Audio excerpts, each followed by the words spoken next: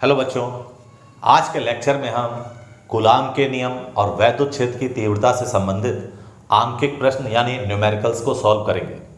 आने वाले next video में हम एनसीईआरटी बेस्ड और कंपटीशन बेस्ड कुछ कॉम्प्लिकेटेड प्रॉब्लम को बहुत डिटेल में सॉल्व करेंगे। अगर आपको भी न्यूमेरिकल्स को करने में कुछ डाउट क्रिएट होता है या आपको न्यूमेरिकल्स करने में परेशानी आती है, न्यूमेरिकल्स आपको कठिन लगते हैं, तो वीडियो को आप लास्ट तक देखिएगा, आपके सारे डाउट्स जो हैं क्लियर हो जाएंगे। और आने वाली सीरीज में हम न्यूमेरिकल्स को स्टेप बाइज आपको बताएंगे कि किस तरह से आप न्यूमेरिकल्स को आसानी से सॉल्व कर सकते हैं, कब कौन सा फार्मूला अप्लाई करना है, कौन सा कॉन्सेप्ट यूज़ करना है, ये हम डिटेल से समझेंगे। तो आज के टॉपिक को स्टार्ट करने से पहले हम कुछ बेसिक बातों को और फार्मूलों को दोबारा समझ लेते हैं, जिससे आप आसानी से न्यूमेरिकल्स को कर पाएँ। तो आज के टॉपिक को स्टार्ट करने से पहले हम कुछ बेसिक बातों को अच्छे समझ लेते हैं, जिससे न्यूमेरिकल्स को करने में आपको कोई दिक्कत ना हो। तो स्टार्ट करते हैं। तो सबसे पहले हम बात करते हैं कि अगर दो स्थिर बिंदु आवेश Q1 और Q2 एक दूसरे से r दूरी पर वायु में रखें तो इनके बीच लगने वाला वैद्युत बल क्या होता है। तो इनके बीच लगने वाला जो वैद्युत बल होता था F बराबर कांस्टेंट हम K यूज़ करते थे, K Q1 Q2 upon R square. तो इस कांस्टेंट को हम 1/4 पाई एप्सिलॉन नॉट लिखते थे, Q1 Q2 upon R square. अब इसकी न्यूमेरिकल वैल्यू होती थी 9 × 10⁹। इसकी न्यूमेरिकल वैल्यू होती है 9 × 10⁹। तो इसको ध्यान रखिएगा। तो दो स्थिर बिंदु आवेशों के बीच लगने वाला वैद्युत बल F बराबर 1/4 pi epsilon naught Q1 Q2 upon R square. इसका मात्रक या इसकी यूनिट होती है न्यूटन। ठीक है। इसी तरह से मान लेते हैं कोई आवेश है, ये कोई आवेश है Q और इससे R दूरी पर कोई बिंदु C है। अब इस पर अगर हम वैद्युत क्षेत्र की तीव्रता की बात करते हैं तो वैद्युत क्षेत्र की तीव्रता का सूत्र होता था, इसको हमने इस तरह से दिखा दिया। वैद्युत क्षेत्र की तीव्रता का सूत्र होता E बराबर 9 हमने इसकी न्यूमेरिकल वैल्यू लिख दी, कांस्टेंट की वैल्यू 1/4 पाई एप्सिलॉन नॉट है, तो इसकी हमने न्यूमेरिकल वैल्यू यूज कर ली 9 × 10⁹ Q अपॉन आर स्क्वायर। तो ये फार्मूला हम यूज करेंगे। इसका मात्रक होता है न्यूटन पर कूलम। अब यहाँ एक विशेष बात है समझने वाली, डायरेक्शन का हम बहुत ध्यान रखेंगे। अगर कोई पॉजिटिव चार्ज है तो पॉजिटिव चार्ज के कारण वैद्युत क्षेत्र की तीव्रता की दिशा आवेश से दूर यानी अवे फ्रॉम चार्ज ली जाती है। और अगर निगेटिव चार्ज है तो इसके कारण वैद्युत क्षेत्र की तीव्रता की दिशा आवेश की ओर यानी टुवर्ड्स चार्ज ली जाती है। यह हमने डेरिवेशन में भी डिस्कस किया था, इसको आप बहुत अच्छे से समझ लें। सभी न्यूमेरिकल्स को करने में इसका हम यूज करेंगे। पॉजिटिव चार्ज के कारण वैद्युत क्षेत्र की तीव्रता की दिशा आवेश से दूर और निगेटिव चार्ज के कारण वैद्युत क्षेत्र की तीव्रता की दिशा आवेश की ओर ली जाती है। इसी तरह से अगर हम बात करें कि अगर एक ये धन आवेश है प्लस Q1 और दूसरा आवेश कैपिटल Q है, ये भी पॉजिटिव है, ये पॉइंट A पर रखा है, ये पॉइंट B पर रखा है। अगर हम बात करें A के कारण B पर लगने वाले बल की, तो A के कारण B पे लगने वाला बल ये पॉजिटिव फोर्स है, तो इसके बल की दिशा, धक्का देने की दिशा यानी आवेश से दूर की ओर होगी। तो इस बल का नाम हम देंगे A के कारण B पे लगने वाला बल। B पे बल लग रहा है तो B पहले आएगा। और बल कौन लगा रहा है? A। इस चीज को ध्यान रखिएगा, बल कौन लगा रहा है? A। तो ये हो जाएगा FBA प्लस Q1 के कारण प्लस कैपिटल Q पे लगने वाला बल जो होगा वो आवेश से दूर यानी धक्का देने की दिशा में होगा। इसको हम लिखेंगे A के कारण B पे लगने वाले बल को हम लिखेंगे FBA। जिस पर बल लगता है वो पहले आता है, जो बल लगाएगा वो क्या आएगा? बाद में। ये हम पिछले टॉपिक में भी डिस्कस कर चुके हैं। इसी तरह से अगर हम ये निगेटिव चार्ज ले लें, -Q1 ले लें और ये हम प्लस Q2 ले लें। अब इस पर बल की बात करते हैं। Q1 के कारण Q2 पर लगने वाला बल, ये माइनस चार्ज है, नेगेटिव चार्ज है, तो इसके कारण बल की दिशा आवेश की ओर होगी। इसके कारण बल की दिशा क्या होगी बेटा? आवेश की ओर होगी। तो इसका भी नाम हम A के कारण B पे लगने वाले बल की बात कर रहे हैं, तो B पे बल लग रहा है, B पहले आएगा। बल कौन लगा रहा है? A। तो A क्या आएगा? बाद में। F P. अगर पॉजिटिव चार्ज है तो इसकी दिशा जो होगी धक्का देने की दिशा यानी आवेश से दूर होगी। नेगेटिव चार्ज है तो बल की दिशा क्या होगी, आवेश की ओर ली जाएगी। क्लियर है। अब इसमें एक बहुत इंपॉर्टेंट टॉपिक है, बोर्ड एग्जाम में और कंपटीशन में सभी में पूछा जाता है। अगर हम मान लीजिए हमारे पास कोई दो पॉजिटिव चार्ज है, एक प्लस Q1 है और एक ये प्लस Q2 है,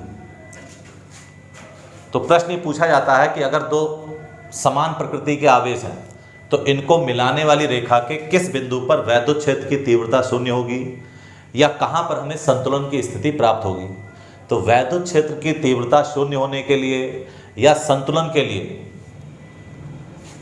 डायरेक्शन क्या होना चाहिए, अपोजिट होने चाहिए। अगर हम बात करें वैद्युत क्षेत्र की तीव्रता शून्य होने के लिए तो डायरेक्शन जो होनी चाहिए तीव्रताओं के अपोजिट होने चाहिए। मान लेते हैं पॉइंट ए है, ये पॉइंट क्या है, बी है। तो यहाँ हम पॉइंट यहाँ भी ले सकते हैं, यहाँ विचार कर सकते हैं, यहाँ विचार कर सकते हैं और यहाँ पर विचार कर सकते हैं। जहाँ पर हमें अपोजिट डायरेक्शन मिलेगा वहाँ पर पॉइंट को लिया जाएगा। तो हम यहाँ बात करते हैं, मान लेते हैं यहाँ कोई पॉइंट सी है, तो प्लस Q1 के कारण तीव्रता की दिशा आवेश से दूर, तो इसका नाम दे देंगे हम E1। और इस प्लस के कारण बिंदु सी पर वैद्युत क्षेत्र की तीव्रता की दिशा आवेश से दूर, आवेश है राइट हैंड पे तो तीव्रता का डायरेक्शन क्या आ जाएगा, लेफ्ट हैंड पे। तो यहाँ आपने देखा कि वैद्युत क्षेत्र की तीव्रताएं अपोजिट डायरेक्शन में आ गई। अगर हम यही पॉइंट बाहर लेंगे तो दोनों के डायरेक्शन सेम हो जाएंगे, यानी बाहर जो है तीव्रता शून्य नहीं होगी। ठीक है। तो यहाँ से एक रिजल्ट हमें ऑब्टेन हुआ या रिजल्ट एक प्राप्त हुआ कि अगर समान प्रकृति के आवेश हैं तो तीव्रता शून्य होने के लिए और संतुलन के लिए पॉइंट को इन दोनों आवेशों के बीच में किसी बिंदु पर लिया जाना चाहिए। इसी तरह से अगर हम बात करते हैं कि अगर एक पॉजिटिव पॉइंट चार्ज है और एक क्या है बेटा, निगेटिव चार्ज है, इसे हम प्लस Q1 ले लेते हैं और यहाँ पर हम ले लेते हैं माइनस का Q2। अब अगर हम पॉइंट बीच में लेंगे तो दोनों का डायरेक्शन क्या हो जाएगा, सेम, और हमें अपोजिट डायरेक्शन चाहिए, यानी पॉइंट कहाँ लिया जाना चाहिए, बाहर। देखिए यहाँ मान लेते हैं कोई पॉइंट सी है, तो इस प्लस Q1 के कारण बिंदु सी पर वैद्युत क्षेत्र की तीव्रता की दिशा आवेश से दूर, ये हो जाएगा E1। इसी प्रकार इस माइनस Q2 के कारण बिंदु सी पर वैद्युत क्षेत्र की तीव्रता निकालेंगे आवेश की ओर, तो इसका भी डायरेक्शन जो हो जाएगा, इसका भी डायरेक्शन जो होगा वो Q2 के दोनों के डायरेक्शन क्या हो जाएंगे बेटा, सेम हो जाएंगे। तो यहाँ पर परिणामी तीव्रता शून्य नहीं हो सकती। परिणामी तीव्रता शून्य होने के लिए पॉइंट हमें कहाँ लेना पड़ेगा, बाहर। तो मान लेते हैं यहाँ कोई पॉइंट ले लेते हैं, ये कोई पॉइंट डी है, यहाँ पर हम विचार करते हैं। तो इस प्लस Q1 के कारण बिंदु डी पर वैद्युत क्षेत्र की तीव्रता का डायरेक्शन क्या होगा, आवेश से दूर। ये देखिए प्लस आवेश लेफ्ट हैंड पे है तो तीव्रता किधर होगी, राइट हैंड। अब इस माइनस Q2 के कारण बिंदु डी पर हम वैद्युत क्षेत्र की तीव्रता की बात करेंगे, तो माइनस Q के कारण वैद्युत क्षेत्र की तीव्रता का डायरेक्शन आवेश की ओर लिया जाता है, तो ये हो गया E2, ये हो गया E2। तो यहाँ पर आप देख रहे हैं अपोजिट डायरेक्शन मिल रहा हमें। तो हम कंक्लूजन में ऐसा कह सकते हैं कि अगर समान प्रकृति के आवेश हैं तो तीव्रता शून्य होने के लिए या संतुलन करने के लिए हमें पॉइंट कहाँ लेना होगा, दोनों आवेशों को मिलाने वाली रेखा के बीच में किसी बिंदु पर लेना होगा। और अगर विपरीत प्रकृति के आवेश हैं तो पॉइंट कहाँ लेना होगा बेटा, बाहर लेना होगा। तो इन बातों का यूज हम जो है आंकिक प्रश्नों में करेंगे। तो यहाँ पर बेटा हम पहला प्रश्न लेते हैं। तो पहले प्रश्न कह रहा है कि दो आवेशित कणों के बीच की दूरी आधी करने पर बल कितना गुना हो जाएगा। दो आवेश हैं, उनके बीच की दूरी को आधा कर दिया गया है, तो बल कितना गुना हो जाएगा, ऐसा प्रश्न में पूछ रहे हैं। तो मान लेते हैं प्रारंभिक दूरी को हमने कोई नाम दे दिया बेटा r, इसे हमने मान लिया। अब कह रहे हैं दूरी को आधा कर दे रहे हैं, यहां से r2 की वैल्यू हो जाएगी r/2। दूरी को आधा करने कह रहे हैं तो ये हमने दूरी आधा कर दी। तो पूछ रहे हैं बल कितना गुना हो जाएगा, यानी F2 की वैल्यू हमें फाइंड आउट करनी है। तो हम जानते हैं कि दो स्थिर बिंदु आवेशों के बीच लगने वाले बल का सूत्र होता है F बराबर कांस्टेंट ले लेते हैं K, Q1 Q2/r²। तो यहां पे प्रश्न में केवल दूरी दी है, बाकी राशियां क्या है, कांस्टेंट है, नियत है। तो यहां से हम लिख सकते हैं F inversely proportional to r²। शेष राशियां जो है कांस्टेंट है, नियत है। अब यहां से देखिएगा हमें F2 की वैल्यू निकालनी है, तो इसको हम लिख सकते हैं F2 upon F1 equals to F2 upon F1 लिख सकते हैं इसे। अब यहां से देखिए इसमें अपोजिट रिलेशन है, तो यहां पे 2 आया है तो यहां पे ऊपर कितना आएगा बेटा 1, R1 अपॉन R2, इसका स्क्वायर है तो इसका होल स्क्वायर हम कर देते हैं। वैल्यू पुट कर देते हैं, R1 की वैल्यू कितनी है R, R2 की वैल्यू है R अपॉन 2 का होल स्क्वायर। यहाँ R से R कट जाएगा और ये 2 जो है ऊपर चला जाएगा, तो यहाँ से हमारे पास बचेगा 2 का होल स्क्वायर, यानी हमारे पास आ जाएगा F2 अपॉन F1 बराबर 4। इट इम्प्लाइज दैट F2 बराबर कितना आ जाए बेटा 4F1, यानी दो आवेशों के बीच की दूरी को आधा कर देने पर उनके बीच लगने वाला वैद्युत बल पहले की तुलना में 4 गुना हो जाएगा। तो ये प्रश्न जो है वेरी शॉर्ट क्वेश्चन के रूप में, ऑब्जेक्टिव के रूप में पूछा जाता है, महत्वपूर्ण प्रश्न है। नेक्स्ट प्रश्न की बात करते हैं। ये बहुत इंपॉर्टेंट प्रश्न है, कंपटीशन में आता है, बोर्ड एग्जाम में भी पूछा जाता है। दो बिंदु आवेश 9E और E एक दूसरे से 16 सेंटीमीटर की दूरी पर स्थित है। दो आवेश हैं, एक दूसरे से 16 सेंटीमीटर की दूरी पर स्थित है। इनके बीच आवेश Q को कहां रखा जाए कि वह संतुलन में हो। तो इसे डायग्राम से समझ लेते हैं। हमारे पास दो आवेश है, एक आवेश 9E दे रखा है और एक आवेश दे रखा है E। तो इसे हम Q1 कह देते हैं पहले आवेश को, तो Q1 हमने ले लिया 9E, ये हो गया Q1, कितना हो गया बेटा 9। अब देखिए दूसरा आवेश हमने Q2 ले लिया, ये दे रखा है E। अब दोनों आवेश समान प्रकृति के हैं, पूछ रहे हैं तीसरा आवेश Q कहां रखा जाए कि वह संतुलन में हो। तो हमने आपको बताया था कि संतुलन के लिए बलों की दिशा विपरीत होनी चाहिए, तो पॉइंट कहां पे लेंगे हम, बीच में कहीं पर हम लेंगे। पूरी दूरी ये 16 है, 16 सेंटीमीटर, अगर हम इसको मीटर में बदलेंगे तो 0.16 मीटर हो जाएगी। यहां से यहां तक की दूरी जो है ये 0.16 मीटर है, ये पूरी दूरी। तो मान लेते हैं कि पहले आवेश से x मीटर की दूरी पर, ये मान लेते हैं कोई बिंदु जो है C है, यहां पर हम आवेश Q को रखते हैं, आवेश Q को रखते हैं, तो ये आवेश क्या होगा, संतुलन में होगा। तो ये दूरी कितनी बचेगी, 0.16 माइनस का x मीटर। अब हम बल की दिशाओं की बात कर लेते हैं। इस Q1 के कारण Q पर लगने वाले बल की दिशा धन आवेश है, तो बल की दिशा आवेश से दूर होगी, F1 हो गया ये। इस Q2 के कारण Q पर एक बल लगेगा, ये आवेश इधर है तो इसके बल की दिशा धक्का देने की दिशा में होगी, तो ये हो जाएगा F2। क्लियर है। Q1 के कारण Q पे लगने वाले बल की दिशा आवेश से दूर, इसी तरह से Q2 के कारण Q1 पे लगने वाले बल की दिशा आवेश से दूर। अब संतुलन की स्थिति में दोनों बल क्या होंगे, बराबर होंगे। संतुलन की अवस्था में, संतुलन की अवस्था में, संतुलन की अवस्था में दोनों बल बराबर होंगे। हम परिमाण के रूप में बात कर रहे हैं, तो F1 बराबर कितना हो जाएगा, F2। तो F1 की इसकी वैल्यू लेते हैं, कांस्टेंट K होगा Q1 कितना है 9E, Q2 कितना है Q, और बीच की दूरी है बेटा इनकी x, तो x स्क्वायर। फार्मूला होता था K Q1 Q2 upon R square. अब यहां पे कांस्टेंट हम K ले लेते हैं, यहां पर एक आवेश E है और दूसरा आवेश कितना है, Q है। तो पहला आवेश E है, दूसरा आवेश Q है, और बीच की दूरी है 0.16 माइनस का x का होल स्क्वायर।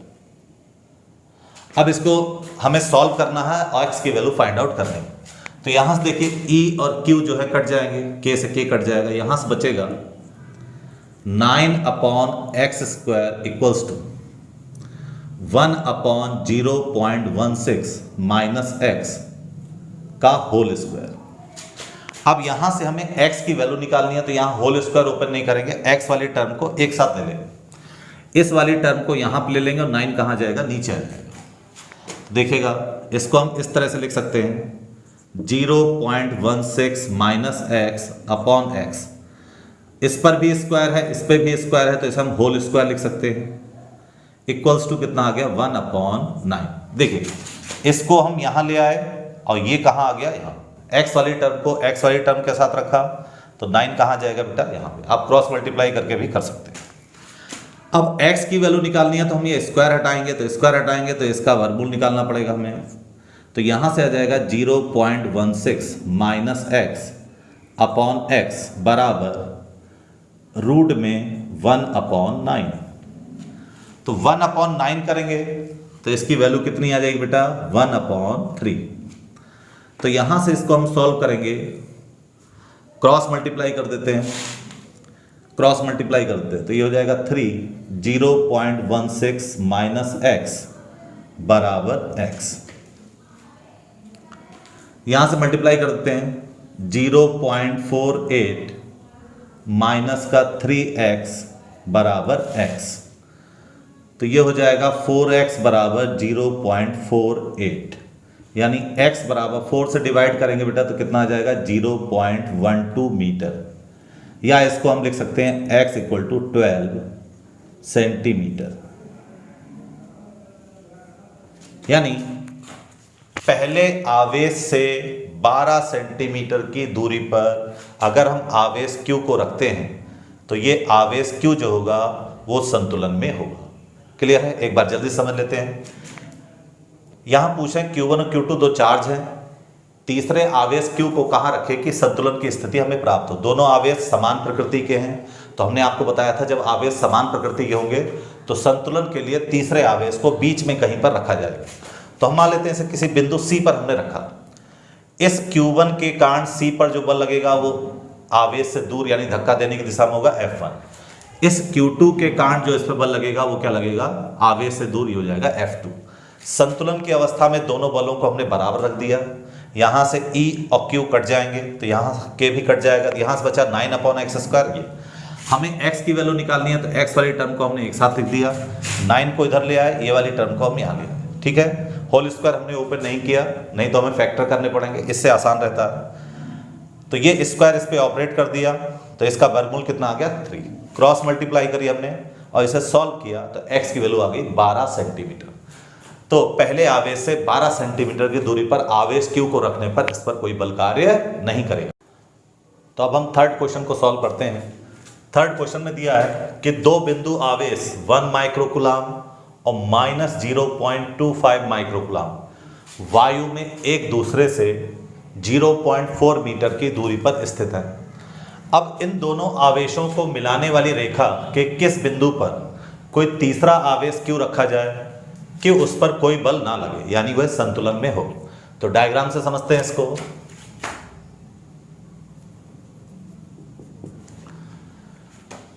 तो यहां पर दो बिंदु आवेश है हमारे पास और इनके बीच की दूरी 0.4 है। ये दो बिंदु आवेश ले लिया हमने।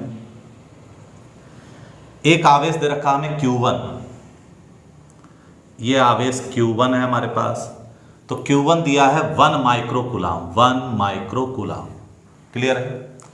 दूसरा आवेश Q2 दे रखा बेटा, Q2 दिया है हमें -0.25 माइक्रोकूलम। अब इन दोनों आवेशों को मिलाने वाली रेखा कि किस बिंदु पर हम तीसरा आवेश रखें कि उस पर कोई बल कार्य ना करे। अब ये दोनों आवेश विपरीत प्रकृति के हैं, तो हमने आपको बताया था जब आवेश विपरीत प्रकृति के हों तो संतुलन के लिए पॉइंट कहाँ लेते हैं, बाहर। तो यहाँ पर ये नेगेटिव चार्ज है, इसका मान कम है, तो संतुलन के लिए हम मान लेते हैं इस आवेश से x दूरी पर कोई पॉइंट जो हम मान लेते हैं C। यहां पर जब हम तीसरे आवेश Q को रखेंगे, यहां पर जब हम तीसरे आवेश Q को रखेंगे तब वह संतुलन में होगा। इन दोनों के बीच की दूरी 0.4 मीटर है, यहां से लेके यहां तक की डिस्टेंस कितनी होगी 0.4 मीटर। इस डिस्टेंस को हमने बेटा स्मॉल x मीटर कह दिया, तो इस आवेश से इसकी जो डिस्टेंस होगी वो 0.4 प्लस x ये मीटर में हो जाएगी, यहाँ से यहाँ तक की डिस्टेंस। ठीक है, अब हम बल के डायरेक्शन को शो कर लेते हैं। तो ये धन आवेश है, धन आवेश के कारण इस पर लगने वाले बल की दिशा आवेश से दूर की ओर होगी, यानी इसके कारण इस पर जो लगने वाला बल होगा इसे हम नाम देते हैं F1 का। तो इस पे बल जो होगा वो राइट हैंड की तरफ लगेगा। ऋण आवेश के कारण इस पर लगने वाला जो बल होगा उसकी दिशा आवेश की ओर होगी, तो यहाँ पर जो F2 होगा बेटा इसका डायरेक्शन आवेश की ओर लिया जाएगा, क्योंकि ऋण आवेश है। ऋण आवेश के कारण लगने वाले बल की दिशा आवेश की ओर ली जाती है। डायरेक्शन ध्यान समझ लीजिए, धन आवेश के कारण बल की दिशा आवेश से दूर यानी धक्का देने की दिशा में, और ऋण आवेश के कारण इस पर लगने वाले बल की दिशा आवेश की ओर ली जाती है। ठीक है जी, तो यहाँ पर दोनों के डायरेक्शन अपोजिट आ गए, यानी हमारा एजम्पशन जो है वो ठीक है। अब देखिए, तो हमने मान लिया है कि यहाँ से x दूरी पर कोई बिंदु C है जहाँ पर इस आवेश Q पर कोई बल कार्य नहीं करेगा, अर्थात ये संतुलन में होगा। तो संतुलन की अवस्था में दोनों बल क्या हो जाएंगे भैया जी, बराबर हो जाएंगे। संतुलन की अवस्था में वेक्टर F1 बराबर वेक्टर F2। यहाँ परिमाण के रूप में हम लेते हैं वैल्यू, तो माइनस चिन्ह का प्रयोग नहीं किया जाता, ये ध्यान रखिएगा। ये हम परिमाण के रूप में निकाल रहे हैं, तो यहाँ पर हम माइनस का चिन्ह का प्रयोग अब हम नहीं करेंगे, इसलिए हमने मॉड लगा दिया जिससे आपको ध्यान रहे। तो इसकी वैल्यू होगी K Q1 कितना है 1 माइक्रो कूलाम, तो 1 माइक्रो हटाएंगे बेटा माइनस का 6 आ जाएगा।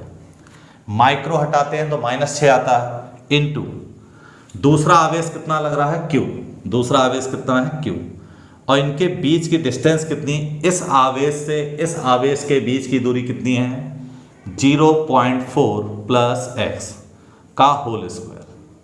वही फार्मूला लगाया K Q1 Q2 upon R square. दोबारा समझ लेते हैं, इस Q1 के कारण Q पर लगने वाले बल की बात कर रहे हैं हम, तो Q1 हो गया 1 इंटू 10⁻⁻6 माइक्रो हटा दिया हमने।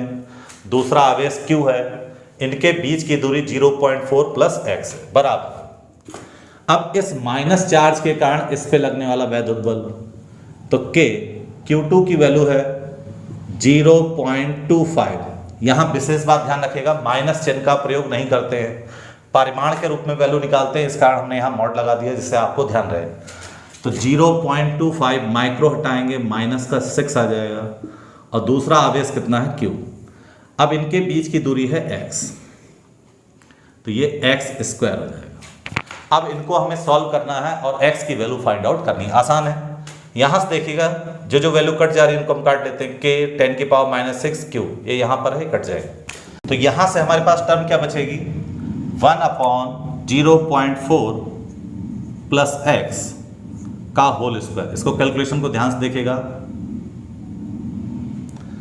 इक्वल्स टू यहाँ K से K कट गया, 10⁻⁻6 कट गया, 0.25 बचा, 0.25 अपॉन x स्क्वायर, केवल ये बचा टर्म।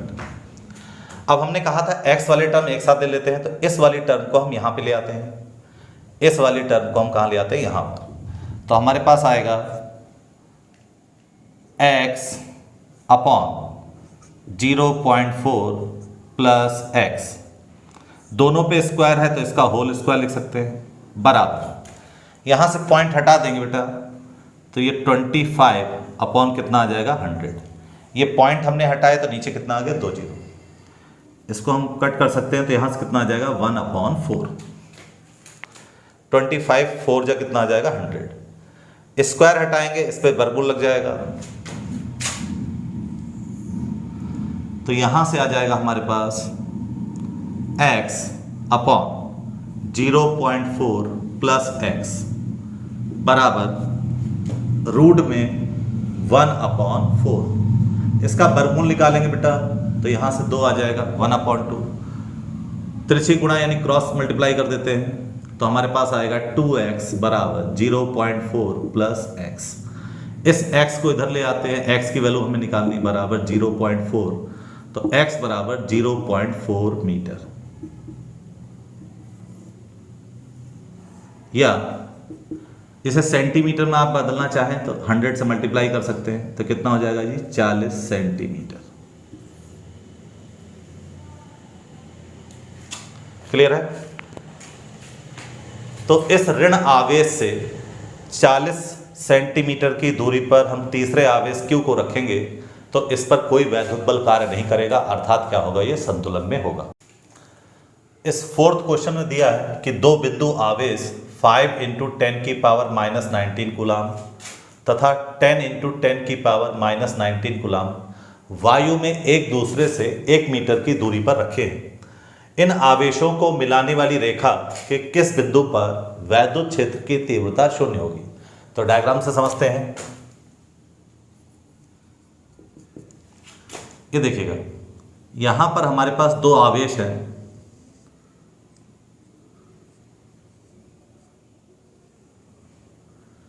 एक आवेश को हमने नाम दे दिया Q1, इसकी वैल्यू दे रखी है 5 × 10⁻⁻19 कूलाम।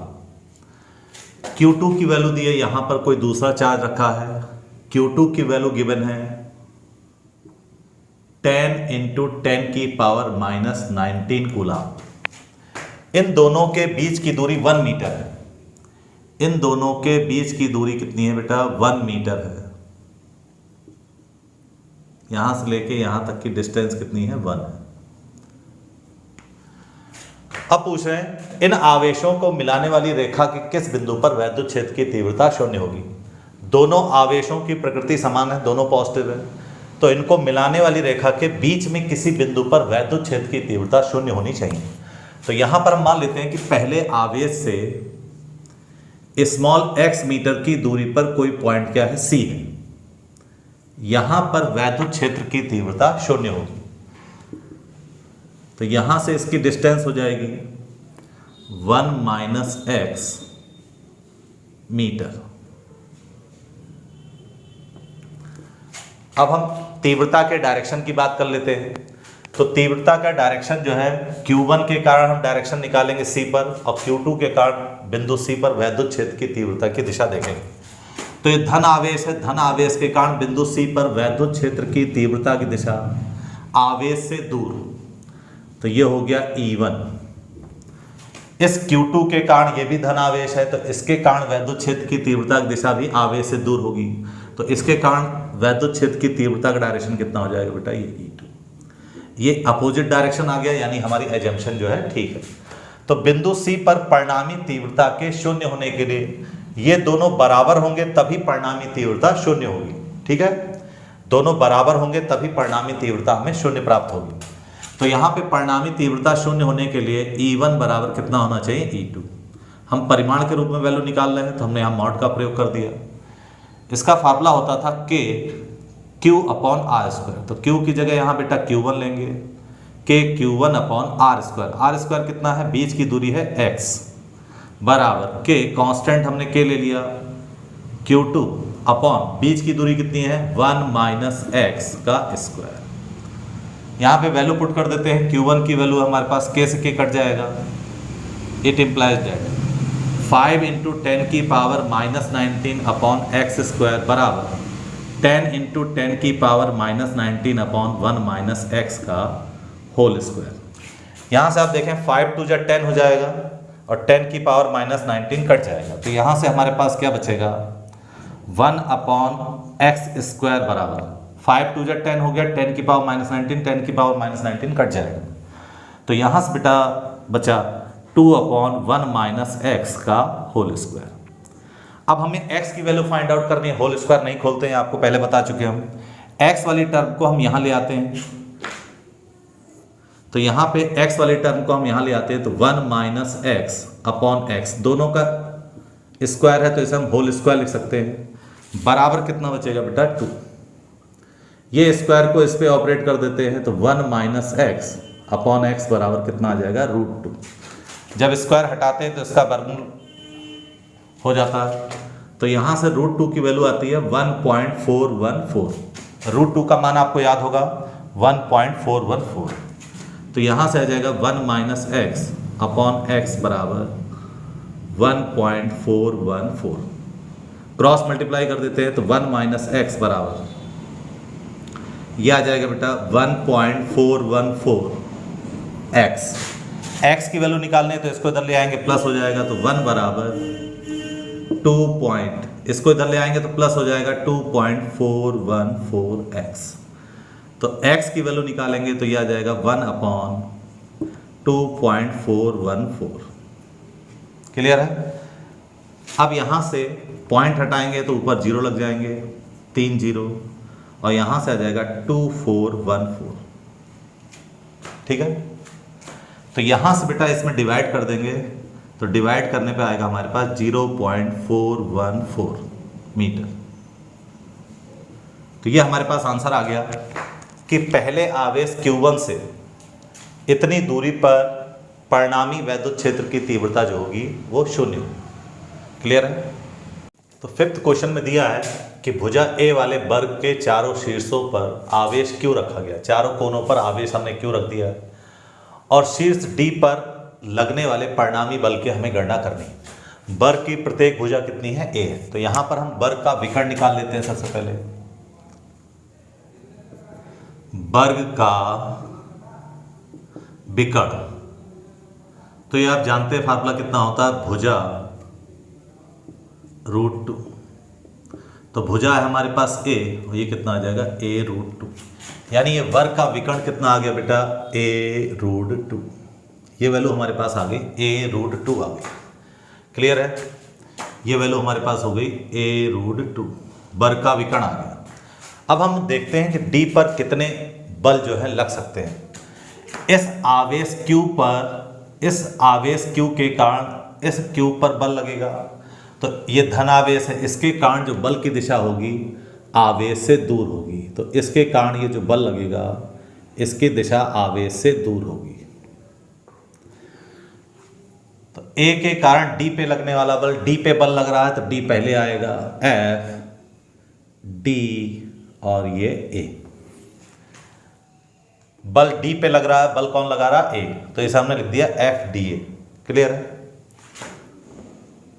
इसी प्रकार बिंदु C पर स्थित आवेश Q के कारण इस D पर बल लगेगा। तो इस धन आवेश है, इसके कारण बल की दिशा धक्का देने की दिशा यानी आवेश से दूर होगी। तो इस बल की जो दिशा होगी वो ये दिशा ली जा सकती है। C पर स्थित आवेश के कारण D पर स्थित आवेश पर लगने वाला वैद्युत बल लग रहा है D पर, कौन लगा रहा है C, तो इसे हम लिखेंगे FDC। क्लियर है। अब इन दोनों का परिमाण हम निकाल लेते हैं। ये दोनों आवेश बराबर है, दोनों के बीच की दूरियां बराबर हैं, तो ये दोनों बल क्या होंगे, परिमाण में बराबर होंगे। तो ये दोनों बल बराबर होंगे, नाम दे दिया हमने इसे FDA बराबर FDC बराबर, यहां से आ जाएगा कांस्टेंट ले लेते हैं, कितना आएगा K Q1 Q2, Q1 भी Q है, Q2 भी Q है, और बीच की दूरी का वर्ग करेंगे तो कितना हो जाएगा बेटा A²। तो हमारे पास ये आ गया Q²/A²। इस बल को कोई नाम दे देते हैं, हम नाम दे दिया इसको, हमने कोई भी नाम दे सकते हैं, इसको हमने कह दिया F, ये हमने मान लिया। आना हाँ, इक्वेशन 1 कह देते हैं इसको। A पर स्थित आवेश के कारण लगने वाला बल और C पर स्थित आवेश के कारण D पर लगने वाले बल परिमाण में बराबर होंगे, और इसका परिमाण यह आ गया, इसको हमने एक नाम दे दिया F। अब देखिए एक तीसरा आवेश यहाँ बिंदु B पर रखा, इसके कारण इस पर वैद्युत बल कार्य करेगा, तो इसका डायरेक्शन भी क्या होगा, ये धन आवेश है, इसके कारण बल की दिशा आवेश से दूर की ओर, तो इसका डायरेक्शन जो है वो भी आवेश से दूर की ओर होगा। इस डायरेक्शन में हम ले सकते हैं। तो B के कारण D पर लगने वाला वैद्युत बल, तो इसका नाम दिया जाएगा बेटा F। D पर फोर्स लग रहा है, लगा कौन रहा, फोर्स B, तो इसका नाम देंगे FDB। FDB का मान निकाल लेते हैं। तो FDB का मान निकालेंगे तो ये हो जाएगा कांस्टेंट K Q1 Q2 और बीच की दूरी का वर्ग। तो यहां पर बीच की दूरी वर्ग का विकर्ण है A√2 का होल स्क्वायर। तो यहां से आ जाएगा K क्यू स्क्वायर अपॉन, इसका वर्ग करेंगे बेटा, रूट का वर्ग करेंगे तो कितना हो जाएगा 2, और ए का वर्ग करेंगे हो जाएगा ए स्क्वायर। ये इक्वेशन नंबर हम इसे 2 कह देते हैं। अब देखिएगा, अब इस डी पर हमें परिणामी बल निकालना है, तो इसको हम इस तरह से शो कर सकते हैं। इन दोनों का परिणामी बल, ध्यान सुनिएगा, ये दोनों परस्पर लंबवत हैं, ये 90 डिग्री बनेगा। FDC और FDA का परिणामी बल इस दिशा में कार्य करेगा। उसको कोई नया नाम दे देते हैं हम, इसे हमने बेटा नाम दे दिया, नया नाम दे दिया F1। तो F1 क्या है? FDC और FDA का परिणामी बल है। तो ये हम निकाल लेते हैं, FDC व FDA का परिणामी बल निकालते हैं हम, परिणामी बल। तो इसे हमने नाम दे दिया F1। अब देखिएगा, ये दोनों बल परस्पर लंबवत हैं, तो पिछले टॉपिक में हमने डिस्कस किया था, तो यहां से आ जाएगा F1 square equal to FDC square plus FDA square. जब दोनों बल परस्पर लंबवत होते हैं तो इस परिणामी बल का जो वर्ग होता है दोनों बलों के वर्ग के योग के बराबर होता है।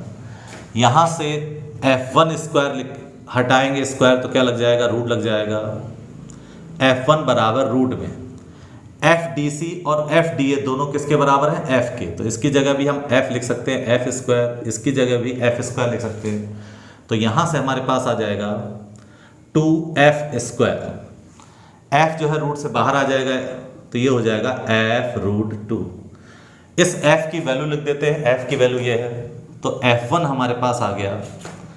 F की वैल्यू रख देते हैं K Q square upon A square, और ये हो गया रूट 2। इक्वेशन नंबर 3 हो गई। अब यहां देखिएगा, D पर दो बल लग रहे हैं सेम डायरेक्शन में, दो बल लग रहे हैं सेम डायरेक्शन में, तो दोनों बल क्या हो जाएंगे बेटा? ऐड हो जाएंगे। तो बिंदु D पर लगने वाला परिणामी बल जो हम निकालेंगे FD, ये परिणामी बल निकालेंगे तो ये हो जाएगा F1 प्लस FDB। F1 की वैल्यू ये है K Q square upon A square, और ये हो जाएगा रूट 2 प्लस FDB की वैल्यू रख देते हैं, तो FDB की वैल्यू है K Q square upon 2A square. तो यहां से देखिएगा, जो कॉमन ले लेते हैं, तो यहां से कॉमन आ जाएगा K Q square upon A square, ये कॉमन आ जाएगा। तो यहां से क्या बचेगा बेटा? Root 2 plus 1/2। तो ये आंसर आ गया। तो D पर लगने वाला परिणामी बल कितना हो गया? ये एक बार जल्दी से डायग्राम समझ लेते हैं। इस D पर ध्यान से देखिएगा, D पर लगने वाला परिणामी बल निकालना है, तो हम देखेंगे इस पर कहां कहां से फोर्स लग सकते हैं। एक A पर स्थित आवेश के कारण इस पर बल लग सकता है, तो ये धन आवेश है, इसके कारण बल की दिशा आवेश से दूर की ओर होगी, तो ये हो गया FDA। जिस पर बल लगता है वो पहले आता है, D पे बल लग रहा है तो D पहले आ गया, A बल लगा रहा है तो A बाद में आ गया, ठीक है। C के कारण इस पर बल लग सकता है FDC, ठीक है। ये दोनों बल बराबर होंगे क्योंकि दोनों आवेश बराबर है और दोनों के बीच की दूरियां भी बराबर है। तो ये बल हमने फाइंड आउट कर लिया K Q1 Q2 upon R square. इसको एक नाम दे दिया F, ठीक है। दोनों बल बराबर है, इसको एक नया नाम दे दिया हमने F, इक्वेशन 1 लिख दिया। अब एक बिंदु B पर स्थित आवेश के कारण इस पर वैद्युत बल कार्य करेगा। इनके बीच की दूरी जो होगी A रूट 2 होगी, वर्ग का विकर्ण है, तो इसके कारण बल का नाम दे दिया हमने FDB। B के कारण D पर लगने वाला वैद्युत बल। तो FDB की वैल्यू निकालेंगे K Q1 Q2 अपॉन बीच की दूरी का वर्ग, तो ये आ गया, ठीक है। अब देखिएगा, ये दोनों बल परस्पर लंबवत है, तो इनका परिणामी बल को हमने कोई नया नाम दे दिया F1। इसको निकालने का तरीका होता था F1 square equal to FDC square plus FDA square. ये पिछले टॉपिक में डिस्कस कर चुके हैं बहुत डिटेल से। स्क्वायर हटाएंगे रूट लग जाएगा, इन दोनों की वैल्यू F के बराबर है, तो यहाँ से कितना आ गया बेटा? F root 2। F की वैल्यू यहाँ पर पुट कर दी। ये दोनों सेम डायरेक्शन में हैं। अब हम यहाँ पर परिणामी बल निकालना है, दोनों समान दिशा में हैं, तो ये दोनों बल परस्पर जुड़ जाएंगे। जो कॉमन आ रही टर्म वो हमने कॉमन ले ली, तो ये फाइनल हमारे पास आंसर आ गया। क्लियर है?